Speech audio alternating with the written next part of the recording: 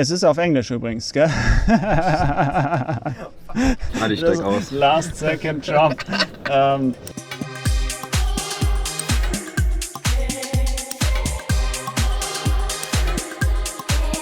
The last 2 days we were at the Web3 Vision conference in Cologne, one of the bigger Web3 and NFT conferences in Germany. Together with two experts, we will have a look back what we've observed and learned. We are actually sitting in a Mercedes G-Wagon here in the middle of the conference. It's still going on, so this is live. And yeah, we will find out later why we're sitting in a car. And so yeah, this is the intro. Let's dive into it.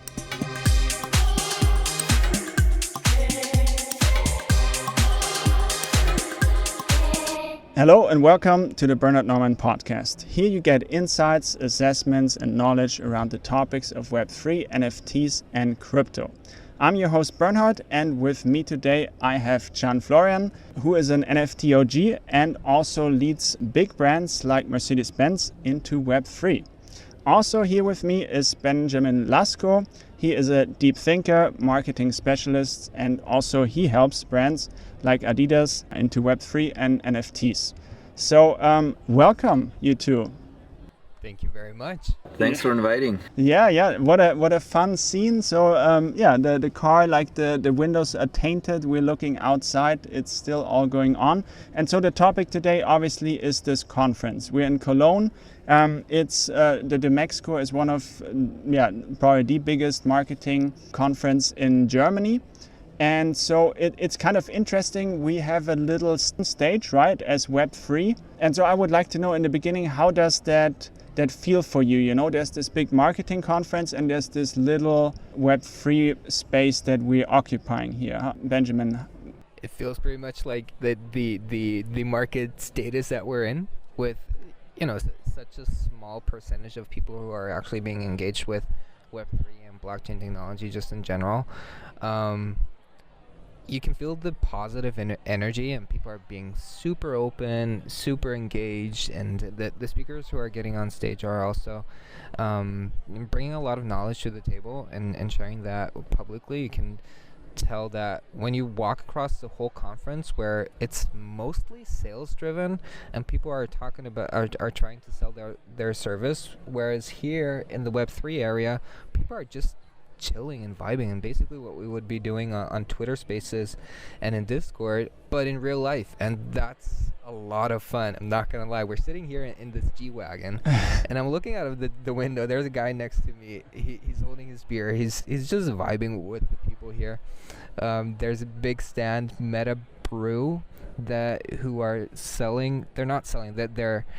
They're giving away free beer, so you can imagine how long that line is people are queuing for.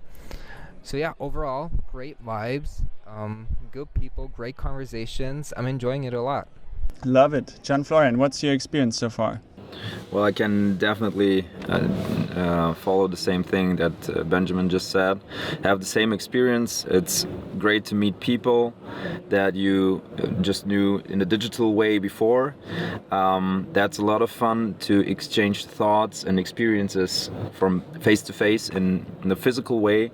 And yeah, for me, it's also very special to have this G-Wagon here out of our NFG project and to show our journey on that project, bringing the G-Wagon as an OG of its own kind of the automotive industry into the digital world through our artists, and with those NFT art pieces that we have created, coming back in the physical way or in the physical world again.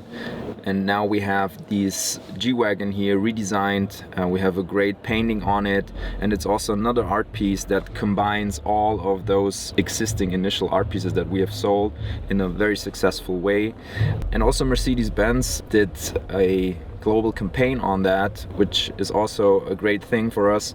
And for me personally, it's a dream come true, because I always wanted to have a G-Wagon, and what is better to have a G-Wagon? It's creating a project around it with the greatest artists that we have now around, and that makes so much fun. It's so cool. Best is to have an NFG wagon. The NFG wagon. I mean, come on, who came up with this amazing term? By the way, so you're also modeling in this video I just saw. Any comments here? That was weird. Florian? That was weird. Well, first of all, I said I don't want to come in front. I don't want to be the inventor of this project because, I think that should be the artists because they did such a amazing, great job. And the idea behind was to pick artists with different backgrounds and to see how it goes and to see like who is interpreting that strong, iconic history of that car in which way.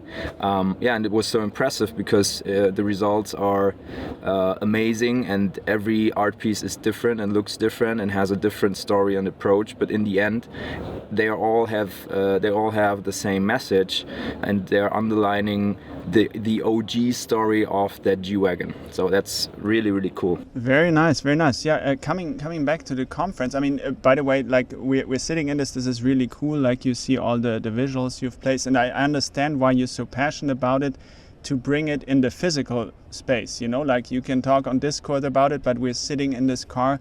So pretty cool. Yeah, also for me, like it was very interesting to see how the vibes will be, like who's going to be here. Like beforehand, we talked about like it's more of the LinkedIn crowd, which sounds funny, but like like in NFTs, there's NFT Twitter, and that's where all the degens are, where like you talk about the projects day and night, you go really, really deep.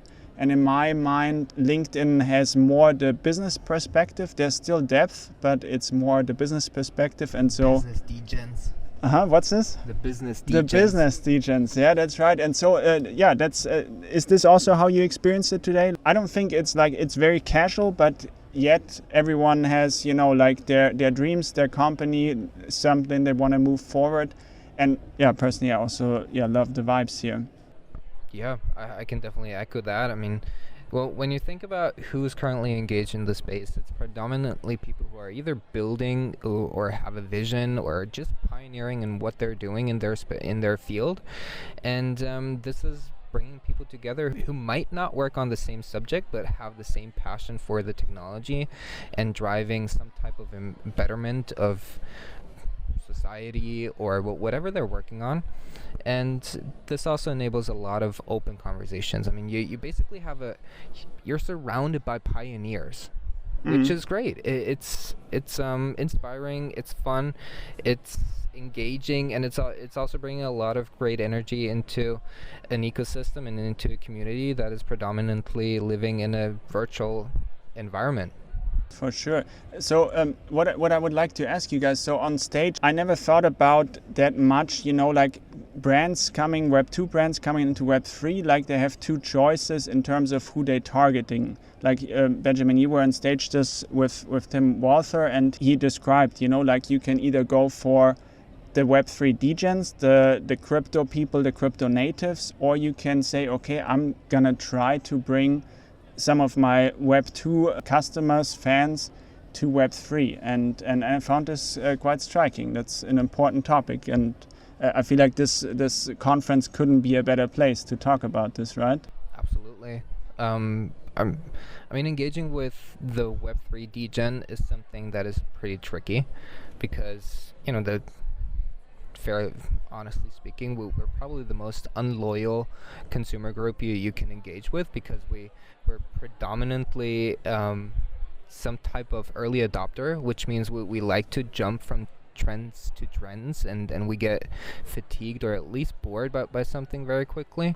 So engaging and attracting Web3, the current Web3 community, might not be as sustainable as one might think, but it's also a piece of authenticity, right? So, well, I remember the conversation that Tim triggered there, and it also struck me very interesting, because what brands are doing when they enter the space, they have to find back to this purest pioneer within the brand this string of DNA that actually set them apart from their competitors, and use that piece of DNA to enter the Web3 space authentically if they want to connect with culture.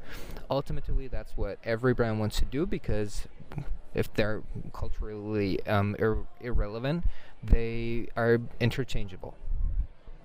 That makes a lot of sense. Sean, Florian, do you have any thoughts to this? Also, like related to what you did with Mercedes, maybe, but also in general. Well, to come back to the speech yesterday on the stage, I was asking a question to public, and the question was who already owns a wallet, and it was pretty interesting for me because I expected more people to raise the hand, and there were like 80% not owning a wallet, and that shows that there are a lot of people trying to get into that market, get into that space. They are really interested in taking a step into that journey, or move forward with that, and that's pretty interesting. And I think there's a lot of potential around.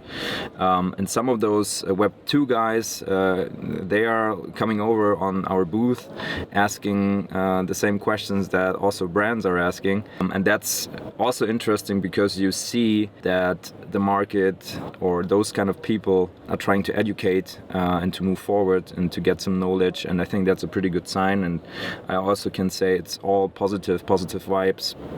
Even though the market is down a bit at the moment, there's a dip, you don't feel it here. So it's, I think, all positive and pretty cool. Very cool, yeah, for sure. So the thesis, like I heard it, or actually maybe I just wanted to hear it, but is Web3 the marketing 3.0? I feel like when we talk, about Web3 and all the possibilities, like the marketers' eyes, they're just starting to light up with all the possibilities. So as you guys both in market, what's your view on that? Like, is this the future of marketing? Any opinions? Well, to jump on that, I think what Web3 makes it possible to engage direct to consumer. If you ask a brand, or especially the marketing department, what they are doing at the moment for community building, community work, most of them answer the question like this: well, they do Instagram, they do Facebook, they do Snapchat, and so on. And well, this is not a real community engagement. Well, it is a tool for that, but Web3 offers the possibility to be more efficient on that task and be closer to your community and, like I said, engaged in a direct way. To answer your question, I think it could definitely be a tool for great campaigns, and also bring it back to the Mercedes case here with the NFG. We had a bigger reach than the campaign they did 2 weeks before with The Weeknd through our organic network, which shows, of course, you can pay a marketing campaign at the moment that costs you like 250K, but you can also have and pick the right topic with the right targeting, and you get that for free by running a cool project. First of all, also in some cases like that, the Web2 things or Web2 basics has to be learned, because if you don't answer DMs or you don't answer comments, well, that would be the first thing to move on or to improve. And then if you think about having a tool like Discord, that brings in so much more effort, which brands cannot imagine for now. I'm always asking, do you have a team that is like 10 heads to care about that? And they're pretty surprised then if I ask the question. Yeah, interesting. Benjamin, what's your view on Web3 is marketing 3.0?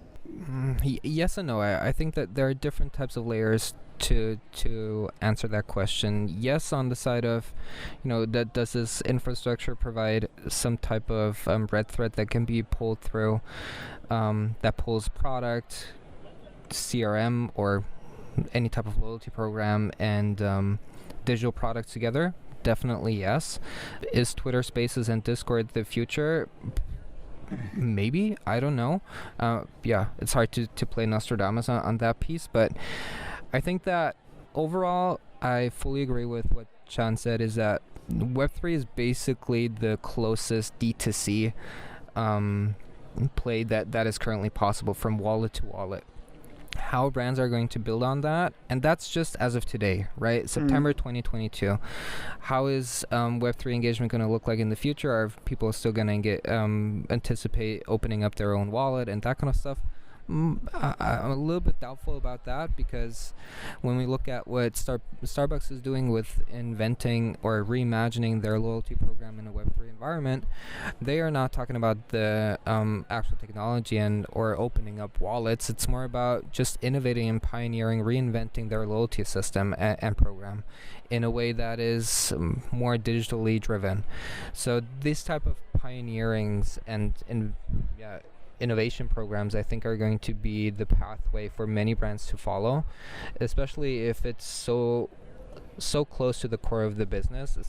When we look at Starbucks, the loyalty program is an integral part of the success of the brand, and it's industry leading. It's even cross industries the most successful loyalty program in the world.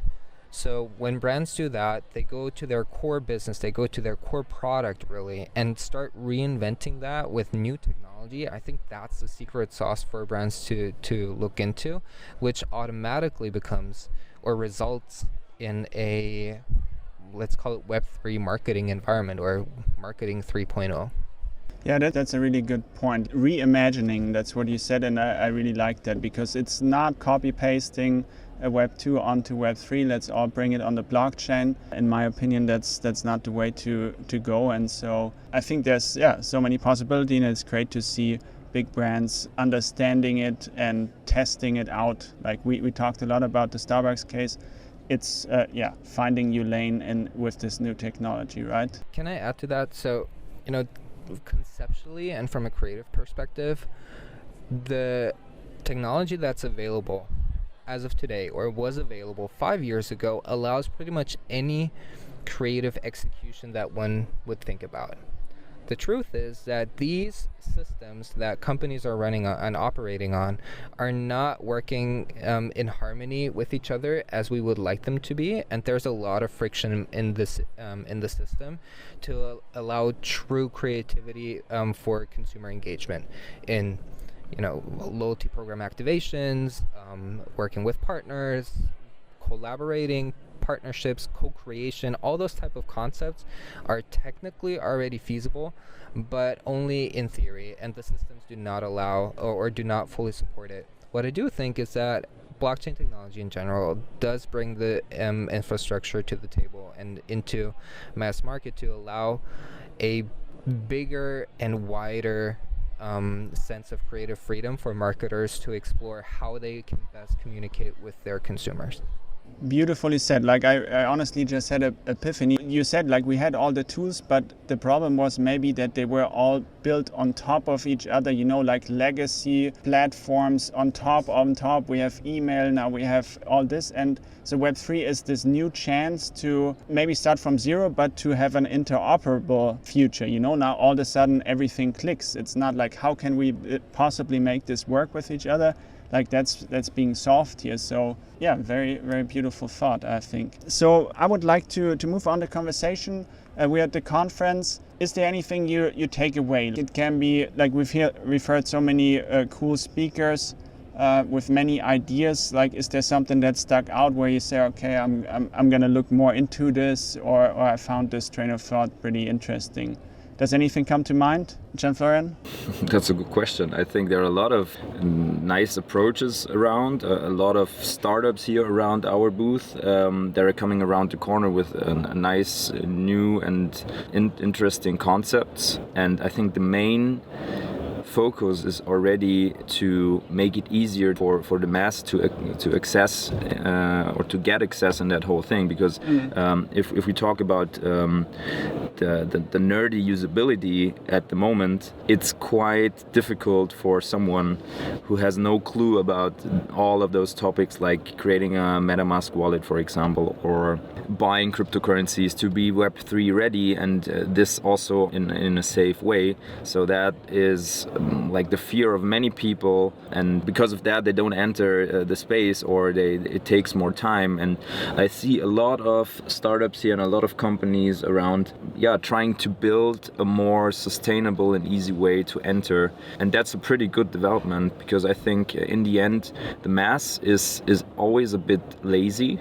And if you think about e-commerce, the less clicks you have to buy or purchase a product, the higher the chances to get a conversion, or the higher the conversion rate. And maybe this is also something you can put onto the shape of Web3. Of course, it's easier if you get access in a fast way and also in a safe way, without having like 2 or 3 months of research whether you do it right or wrong, or you get scammed or whatever. So this is in general my impression that I have, my bigger picture of the W3 vision on the Latsko here.